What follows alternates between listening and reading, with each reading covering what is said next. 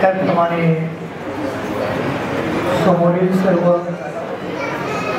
प्रेमापोटी वेळात वेळ काढून क्लास रसोड इथे उपस्थित राहिलेले माझे सर्व त्यांचे सर्व हितसंबंधी जपणारे मित्रमंडळी आणि महापुरुषांचे जे आहेत त्यांच्या आशीर्वाद लाभलेले अशा महापुरुषांना मी वंदन करतो। सर आणि मी गट कार्यालयात एकत्र काम केलेले आणि मी शिक्षक होतो, मला उभं राहायचा प्रॉब्लेम असल्या कारणाने सरने पाहिले त्यांना लिहायला प्रॉब्लेम होतो, त्यांना काहीतरी वेगळं काम द्यावं म्हणजे अशी व्यक्ती मनाची ठोक आणि प्रत्येकाला सांभाळून घेण्याची जी कुवत आहे ती सरांमध्ये आहे।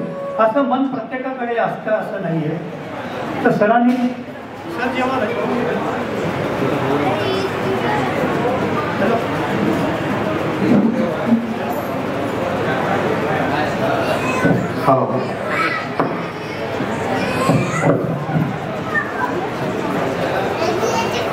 हॅलो आणि सरांचा एक गुण इतका उत्कृष्ट आहे की निर्भयपणे कोणतेही विचार मांडायचे, कोणाच्या पुढे नावायचं नाही चूक नसेल आणि जर काही त्रुटी असतील तर ऍक्सेप्ट करायचं, हा त्यांचा गुण मला फार आवडला आहे।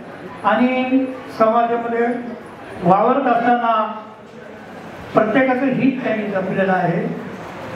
अशा सरांना सर जर रजेवर गेले तर मला टेन्शन यायचं, ते माझे आधारस्तंभ होते आणि त्यांच्यामुळे मी शेवटपर्यंत सर्व्हिस करू शकलो आणि सेवानिवृत्त झालो। 6 महिने आधीच सेवानिवृत्त झालो। सरांनी 2 वेळा कार्यक्रम घेतला माझ्यासाठी, ते 75 आणि 78 मध्ये असे 2 शाळा होत्या। ते सर म्हणे मान्य करायचे की ठीक आहे जशी तुमची इच्छा असेल ना तरी कोणाला नाही बोलायचे नाही। त्याच्या सरांचं म्हणजे भरपूर तुम्ही सगळ्या गोष्टी सांगितल्या आहेत, त्याचं समाजकार्यही अतिशय चांगलं आहे आणि संतांचे आशीर्वाद त्यांच्या पाठीशी आहे।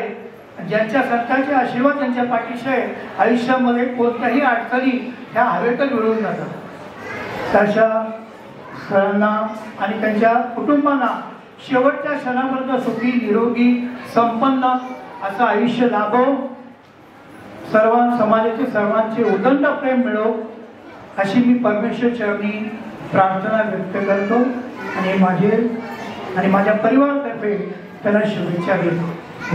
धन्यवाद।